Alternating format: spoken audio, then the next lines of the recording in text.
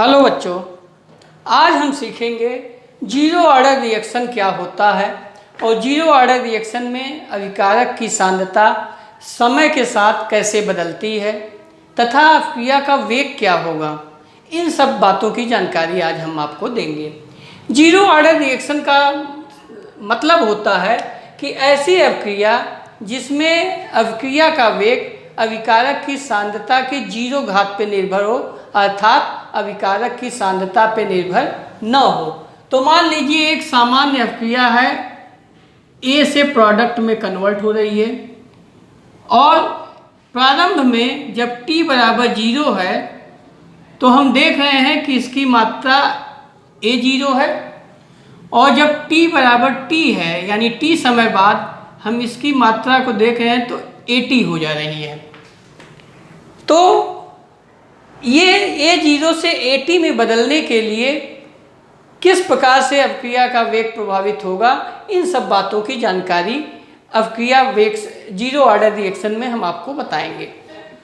दो प्रकार से आप इस चीज़ को लिख सकते हैं, एक तो ये है, दूसरी चीज़ है अगर दूसरे प्रकार से आप देखें A से P लिखना, तो मान लीजिए प्रारंभिक मात्रा A है तो ये जीरो है और ये x हो गया तो ये A माइनस x हो गया, ये t बराबर जीरो और t टाइम।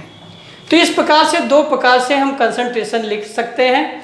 यदि आप प्रोडक्ट के रूप में कंसंट्रेशन लिखना चाहें तो इस प्रकार से लिखा जाता है और यदि रिएक्टेंट के रूप में लिखना चाहें तो इस प्रकार से लिखा जाता है और दोनों प्रकार एक ही प्रकार का रिजल्ट देगा। कभी आप यदि गति का अध्ययन रिएक्टेंट के रूप में करना चाहते हैं तो ये लिखिए और यदि गति का अध्ययन प्रोडक्ट के रूप में चाहते हैं तो इस प्रकार से लिखा जाएगा। सवाल में कभी केवल इसके बारे में बात होती है और कभी प्रोडक्ट के बारे में बात होती है, तो आपको घटा के निकालना पड़ता है।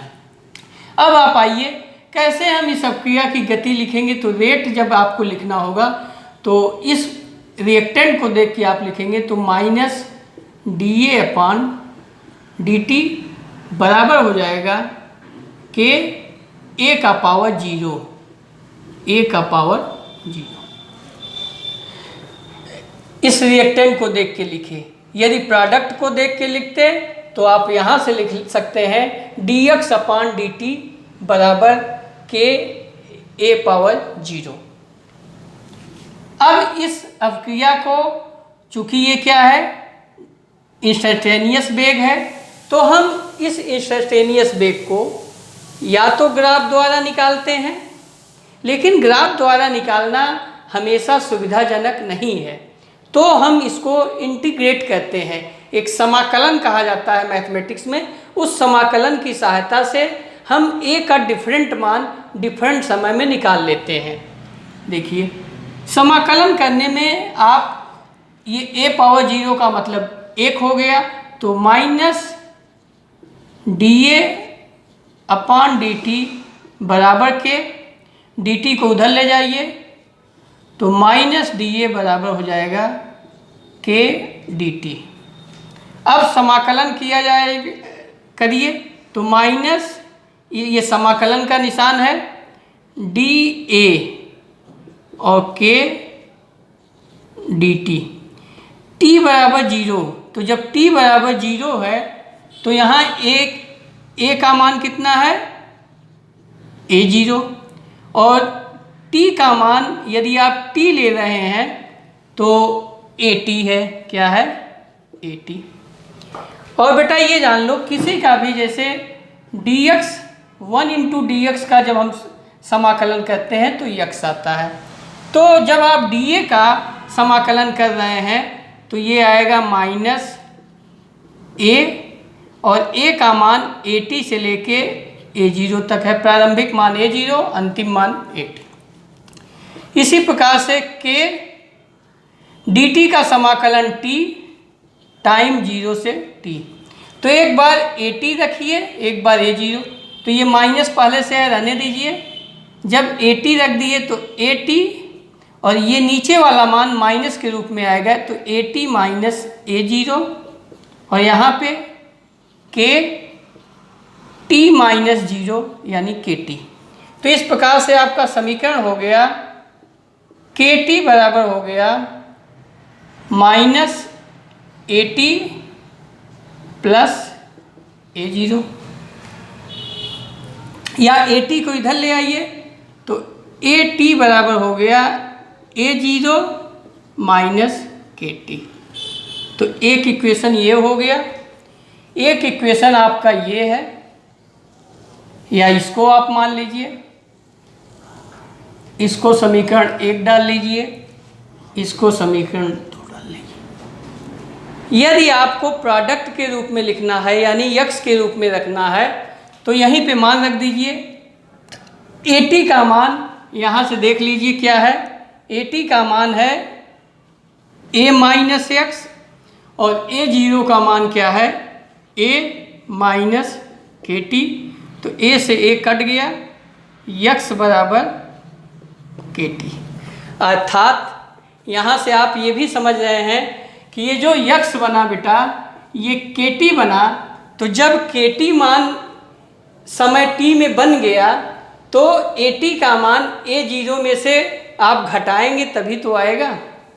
यानी ये के टी जो है ये प्रोडक्ट का मान है, ये क्या है, यक्स है। तो इसीलिए ए टी का मान ए जीरो माइनस के टी आता है। इसमें ग्राफ कंपटीशन में खूब दिए जाते हैं। जैसे यदि हम रेट और ए में ग्राफ खींचें तो रेट आपका है minus D A upon D T, और यहाँ के ए जीरो का मतलब ये कांस्टेंट। तो इस प्रकार से एक रेखा प्राप्त होगी, ये होगा जीरो ऑर्डर के लिए। तो अगर ऐसा एक इक्वेशन दे दे और आपसे पूछे, ऐसा एक ग्राफ दे दे और पूछे कि ये किस ऑर्डर अवक्रिया के लिए है, तो रेट चूंकि ए के मान पे निर्भर नहीं करता, इसलिए ये जो है शून्य ऑर्डर अवक्रिया है। ये के है मान, यहाँ से यहाँ तक मान क्या है, के। तो इस प्रकार से आप जीरो ऑर्डर के लिए वो ग्राफ, यदि ए टी और टी में ग्राफ खींचना हो तब आप कैसे खींचेंगे, इसको वाई अक्ष पे ले जाइए, ए का मान, ये कंसंट्रेशन का मान समय के साथ बदल रहा है, और इधर आपका टाइम है। तो ये y बराबर, ये y हो गया, ये c हो गया बेटा, और माइनस यम यक्स। ये आपको 10th में बताया गया है कि y बराबर माइनस एम एक्स प्लस सी एक स्ट्रेट लाइन का समीकरण होता है जिसका ढाल जो होता है 90 डिग्री से ज़्यादा होगा। तो 90 डिग्री से ज़्यादा आपको खींचना है, और c पॉजिटिव दिशा में है तो c y अक्ष पे काट देंगे। तो इस प्रकार से ये प्राप्त होगा। ये आपका हो जाता है माइनस यम, यही आपका ढाल है यम। ये जो माइनस के टी यहाँ पे है, इस के स्थान पे क्या है, यम। तो यहाँ से यहाँ तक वैल्यू क्या हो गई, ए जीरो, इक्वेशन है ए टी बराबर ए जीरो माइनस के टी। तो इस प्रकार से आपका ये जीरो ऑर्डर का हुआ। इसमें आधायु काल क्या होती है इसको समझिए, क्योंकि यही आधायु काल पुनः फर्स्ट ऑर्डर रिएक्शन जो कि कंपटीशन में भी आता है और आपके इंटरमीडिएट में भी बहुत पूछा जाता है, उसको बताया जाएगा। अब आप आइए आधायु काल। हमने अभी लिखा कि ए टी बराबर ए जीरो माइनस के टी। यहाँ पे आप हर चीज़ों को समझ रहे हैं। ए टी क्या है, टी समय बाद ए का कंसंट्रेशन यानी अभिकारक की सांद्रता। ए जीरो क्या है, शून्य समय यानी जब से हम एक्सपेरिमेंट स्टार्ट कर रहे हैं प्रारंभिक मात्रा। के क्या है, शून्य कोट अभिक्रिया का वेग स्थिरांक है। और टी क्या है, वह समय है जिसमें ए जीरो से मात्रा ए टी में बदल रही है। तो अब हमको चाहिए आधायु काल। आधायु काल नाम से ही स्पष्ट है कि वह समय जिसमें मात्रा प्रारंभिक मात्रा की आधी हो जाए, यानी ए टी का मान क्या हो जाए, ए जीरो बाई 2 हो जाए, और यह समय को हम उस समय कहेंगे टी हाफ। तो इसमें वैल्यू रख दीजिए। ए टी का मान हो गया a zero by 2, a zero minus k t half. तो इसको उधर लेते जाइए, KT हाफ बराबर A0 माइनस A0/2 यानी A0/2, तो T हाफ बराबर हो जाएगा A0/2 के। अर्थात जीरो ऑर्डर अपक्रिया की अर्धायुकाल अपक्रिया की प्रारंभिक मात्रा पे निर्भर करता है। एक यहाँ से निष्कर्ष निकला, T हाफ का मान A0 पर निर्भर करता है, यानी अपक्रिया की प्रारंभिक मात्रा के सीधा समानुपाती होता है। अब हमको निकालना है कि वह समय जिसमें अपक्रिया पूरी तरह समाप्त हो जाता है, अर्थात AT जो ये बचा हुआ मात्रा है वो शून्य हो जाए। तो AT का मान शून्य तब होगा तो 0 बराबर हो जाएगा A0 माइनस KT। तो ये T पूर्ण समय, यहाँ लिख लीजिए पूर्ण समय समाप्त होने का, तो KT बराबर A0, तो T बराबर हो गया A0/K।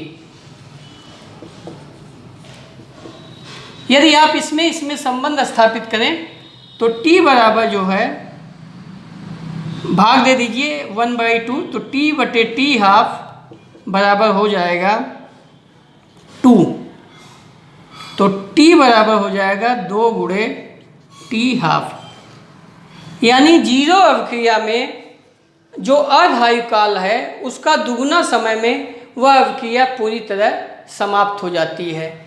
इसमें कांस्टेंट का मान क्या होगा उसको भी आप निकाल सकते हैं कहीं से भी। जैसे यदि हम मान लीजिए यहीं से कांस्टेंट का मान निकालें तो K का मान यदि आपको निकालना है तो K का मान हो जाएगा A0/T।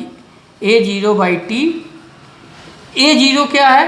कंसंट्रेशन है, तो कंसंट्रेशन आप मोल पर लीटर, और T का मान समय, तो समय को आप सेकंड में ले लेंगे तो सेकंड हो जाएगा, मिनट में लेंगे तो मिनट, तो यानी हो जाएगा mole litre minus second minus.